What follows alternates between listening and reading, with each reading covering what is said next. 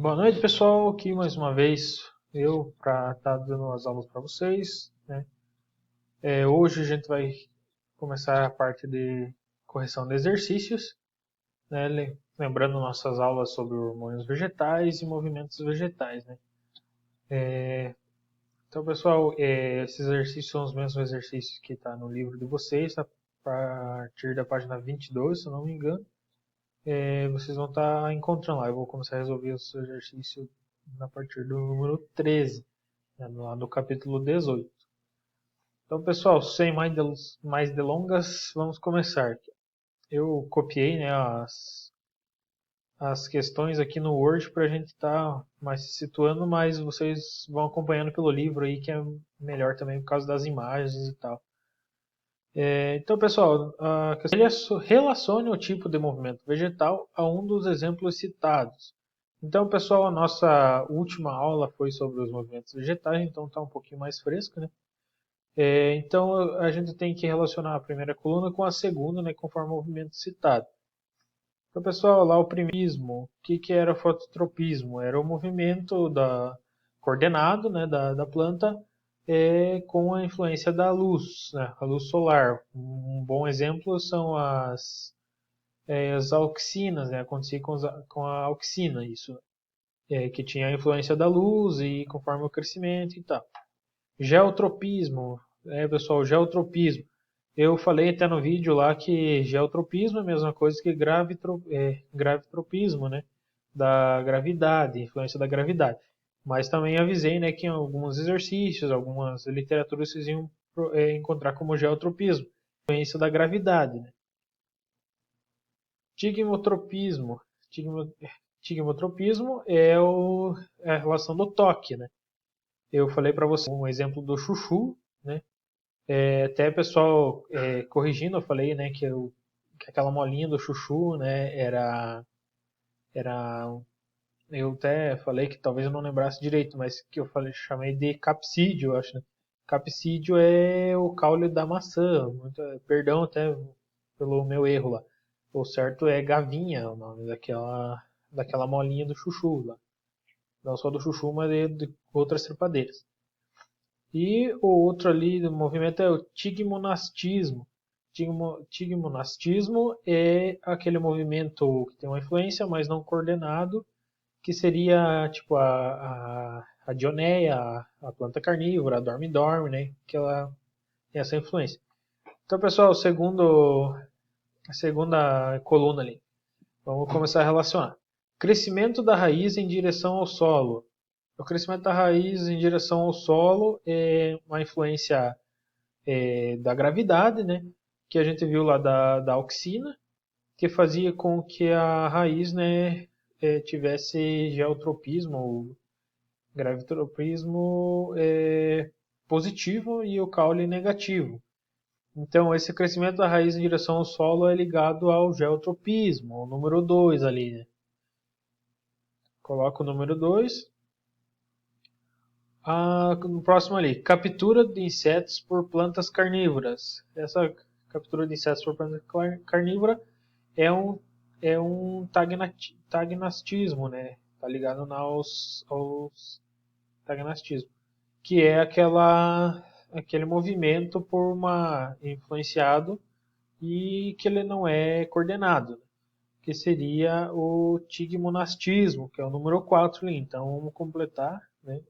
Tanto a planta carnívora quanto a dorme-dorme, né? Eu tinha dado exemplo para vocês lá. Tá, o próximo, crescimento da planta em direção à luz. O que é, lembrando lá da aula, o que tinha de uma influência da luz? Era caule ou raiz, né? Quem que era positivo? A caule era positivo ou a raiz era positivo?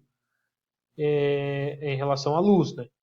Então, o caule era positivo em relação à luz, o fototropismo positivo, né? A raiz tem o geotropismo positivo e o caule tem geotropismo negativo. O fototropismo, o caule tem o fototropismo positivo e a raiz tem o fototropismo negativo. Então, esse crescimento da planta em direção à luz é ligado ao fototropismo. Então, número 1. O próximo, o enrolamento de gavinhas sobre um suporte, né? Sobre alguma coisa para suportar. Que é o que eu falei lá do chuchu para vocês, né? Então ele está ligado ao tigmotropismo, do chuchuzeiro. Então completo lá, vai ficar 2, 4, 1, 3 a sequência. Pessoal, então passando para a próxima questão. Vocês têm uma imagem, né, para ajudar a avaliar vocês aí. Eu tô com uma imagem no celular, daí só não consegui passar para cá. Em 1926, o biólogo holandês Frits van de alguma coisa assim, realizou o experimento a seguir, que era o que vocês têm lá a imagem, eu estou acompanhando aqui pelo celular, né? A imagem lá que ele pegou e cortou o ápice, né? De uma mudinha ali, de uma plântula, né? Cortou e colocou ele numa espécie de esponja ali, uma espécie de alguma coisa para absorver alguma coisa ali, né? O que que aconteceu? O que que ele chegou a absorver? Ele absorveu o que que a gente aprendeu lá, que o que que predominava no ápice? Era a auxina, que faz o alongamento das células. Também tem outro hormônio que ajuda aí. Né? Outros hormônios ajudam, né, também nessas funções. Então, e daí ele usou essa esponjinha, esse objeto que ele usou para absorver a auxina e implantou em uma outra plantinha que estava sem a ponteira ali, sem o ápice. E o que aconteceu? O acúmulo de auxina que estava nessa esponjinha ali, que o nome mais certo é o agar, né? Bloco de agar, isso, um bloco de agar. Tá, é um bloquinho de agar que absorveu a auxina e ele colocou nesse ápice que estava cortado, né? E o que aconteceu? A auxina, né, se acumulou naquele ápice cortado e começou a influenciar o crescimento. O que aconteceu? Ele cresceu novamente. Então, de que maneiras podemos explicar os resultados obtidos por Fritz, né? Então, o que ocorreu foi que houve a transferência, né, da auxina para esse bloquinho de agar, né, e o crescimento do caule foi, né, ocorreu o crescimento do, do caule ali, né, do ápice, continuou o crescimento por virtude do hormônio auxina, que promoveu esse crescimento, né? A auxina, que é um hormônio do crescimento que estava acumulado nesse bloquinho de agar. Né? Descreva outro efeito que a retirada do ápice caulinar pode provocar no desenvolvimento vegetal. Então, pessoal, não sei se vocês lembram que eu falei para vocês, quando a pessoal faz a poda ou você corta o ápice da planta, a copinha dela ali, o que que ele provoca, né? Você tira aquele excesso, aquele acúmulo de auxina que está na copa ali, né? E ele começa a trabalhar, né? Ele para de crescer e começa a trabalhar nas partes laterais, no crescimento lateral. Então, o que acontece? Com o outro efeito que pode acontecer é o crescimento de ramos, de galhos, né, de flores, frutos. Então, o crescimento lateral começa a ser mais priorizado, né, e começa a haver uma maior produção, que é um dos objetivos da poda hoje em dia, né, podas industriais, para a produção de frutas, para isso, né? Então você poda a planta para que você influencie a produção de frutas, uma maior produção. Então, próxima questão. Para cada processo citado na tabela a seguir, assinale quais hormônios vegetais estão envolvidos. Então, fiz a tabelinha aqui, igual de vocês, e preenchi ela também. Então temos todos os hormônios, a auxina, a gilberelina, a citocinina, ácido abscísico e o etileno, né, o gás etileno. Então vamos começar ali com o que acontece, né, o processo que está acontecendo e vamos preenchendo. Alongamento celular. Alongamento celular ocorre através da auxina, né, E também tem a giberelina. Então, vamos lembrando que esses dois hormônios trabalham junto, né? Como eu falei, a auxina sozinha não faz isso, ela trabalha junto com outros hormônios. Então, a auxina e giberelina fornece alongamento celular. Dominância apical. Quais que são a dominância apical? A auxina tem a dominância apical, ela trabalha principalmente em crescimento de questão de altura, mas também questão de nas laterais ela também cresce, galhos, folhas, frutos, flores, etc. E a citocinina. Citocinina vai ajudar nessa parte de geração de frutos novos, galhos, ramos, folhas novas também. Ela vai estar trabalhando nos ápices da planta também.